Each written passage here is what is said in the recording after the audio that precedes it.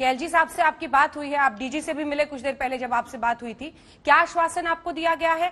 और एक वक्त पर आपका ये बयान चल रहा है, क्या वो सही है जब आपने कहा था कि ये किसी भी धर्म की कमजोरी दिखाता है? क्योंकि देखिए ना, धर्मांतरण के इतने केसेस हो रहे हैं और नवनीत कौर जी बताएंगे कि वहां पर बहुत सारे ऐसे केसेस उनके सामने आए हैं। अंजना जी, मैं बड़ा हैरान हो रहा हूँ जब कोई आदमी ये कहता है सिलेक्टिव, तो हमारे भाई यहाँ पे जो वो बात करें, सिलेक्टिव बात वो कर रहे हैं। पहली बात, क्या जो कानून बना वो हिंदू लोगों के लिए था? मुझे तो ऐसी जानकारी नहीं है कि यूपी में जो कानून बना हिंदू बच्चियों के लिए कानून बना है। मुझे तो आज ही इनसे पता लगा है कि वो कानून खाली हिंदुओं के लिए था। जो कानून धर्म परिवर्तन के लिए बना, मेरे से ये सवाल पूछा गया धर्म परिवर्तन का, मैं आज भी ये कहता हूँ बिल्कुल जो मैंने स्टेटमेंट दी बिल्कुल जस्टिफाइड दी, और दोबारा से आपके टीवी चैनल पर वो बोलने लगा हूँ। हमारा धर्म इतना कमजोर नहीं है कि हमें किसी कानून का सहारा लेना पड़े। वो धर्म परिवर्तन पे बात हो रही थी, फोर्सफुल कन्वर्जन पे नहीं। एक बात।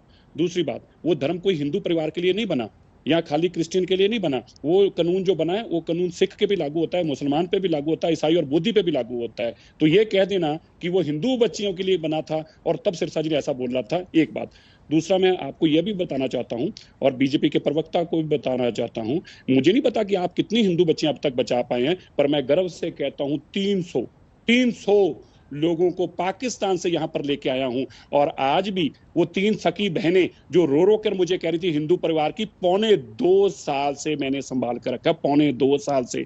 और हिंदू परिवार के ये बातें कहनी गलत हैं। आप इसको हर चीज को धर्म के नाम पर जब बांटते हैं, आपने कहा ये सिलेक्टिव क्यों है, उनका नाम क्यों नहीं लिखा जा रहा? हमारा मकसद इंसाफ लेना है, हमारा मकसद कोई कॉम्युनल हेट बढ़ाना नहीं है। मैंने भी ट्वीट में जो जानकारी दी, कोई उसका मतलब ये नहीं है कि हम ट्वीट में किसी एक धर्म का नाम लेके दूसरे धर्म का नाम लेके ना हमने पहले ऐसा किया ना कहेंगे। हम सेंसिटिव लोग भी हैं और जिम्मेवार लोग भी हैं। हाँ, हमने यह भी कहा कि जो लोग इस कम्युनिटी को लीड करते हैं, चाहे वो मुफ्ती हैं, चाहे वो मौलाना हैं, चाहे पार्टी के हेड हैं, उनको आकर हमारे हक में खड़ा होना चाहिए। ये जो लोग कर रहे हैं, हम इसकी कड़े शब्दों में निंदा करने के लिए सड़क पे हम ही उतरे हैं। और मैं आज फिर कहना चाहता हूँ, ये देश एक खूबसूरत देश है, इसको हमेशा आग लगाकर हम अपने परिवारों को जिंदा नहीं रख पाएंगे। हम जिम्मेवार जो लोग हैं, तब भी मैंने ये बयान दिया था और फिर आज कहता हूं, मैं भी उनमें हूं। अगर मेरे धर्म के लोग भी कोई धर्म परिवर्तन करते हैं तो मेरे धर्म की कमजोरी है, वो मेरी कमजोरी है, मैं जिम्मेवार हूं उसके लिए।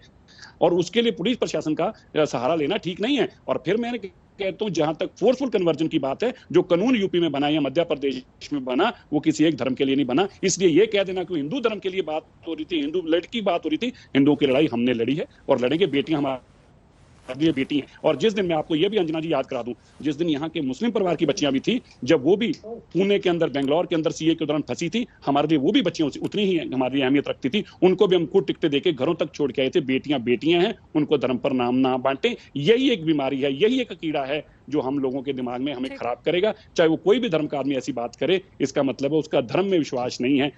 ठीक है, संबित जी इसका जवाब वो केवल अपने जातिवाद में और अपने लोगों को आपस में लड़ाना भिड़ाना चाहता है। संबित जी,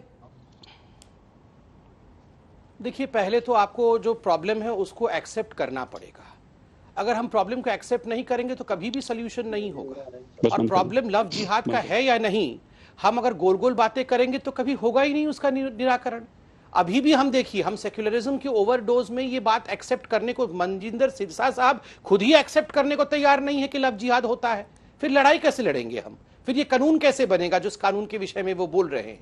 और देखिए, ये केवल प्रॉब्लम जम्मू कश्मीर की नहीं है। उत्तर प्रदेश के अंदर जब अभी जबरन धर्म परिवर्तन किया जा रहा था, जिसका खुलासा आपके चैनल ने किया, जिस पर हमने डिबेट भी किया, 1000 लोगों का परिवर्तन हुआ था।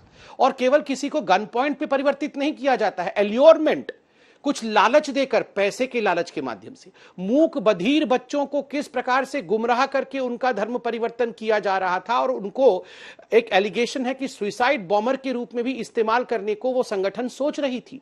ये सारी चीजें बहुत भयावह है। और लव जिहाद का जहां तक सवाल है, याद रखिए, कोई भारतीय जनता पार्टी ने लव जिहाद के विषय में पहले नहीं बताया। सबसे पहला कंप्लेंट क्रिश्चियन कैथोलिक ऑर्गेनाइजेशन ने केरल में लव जिहाद के विषय में किया था और इसका संज्ञान केरल की हाईकोर्ट ने भी लिया था और केरल के उस समय के मुख्यमंत्री ने भी लिया था। इसलिए ये भारतीय जनता पार्टी का विषय है लव जिहाद, ऐसा नहीं है। आपको तारा सहदेव भी याद होगी, बहुत बड़ी शूटर रही है इंडिया की, वर्ल्ड रिनाउंड शूटर है तारा सहदेव। उन्होंने खुद लव जिहाद के विषय में कि किस प्रकार से वो लव जिहाद की विक्टिम बनी थी, उन्होंने भी इस विषय को रखा था। तो मैं सिर्फ इतना कहता हूं कि आप सेक्युलरिज्म को हम सबको मानना चाहिए, मगर प्रॉब्लम को पहले आइडेंटिफाई करिएगा, डायग्नोसिस करिएगा, तभी ट्रीटमेंट कर पाइएगा। यहां हम केवल लारे लप्पे करते रहे, गोल गोल घूमते रहे तो कुछ नहीं होने वाला।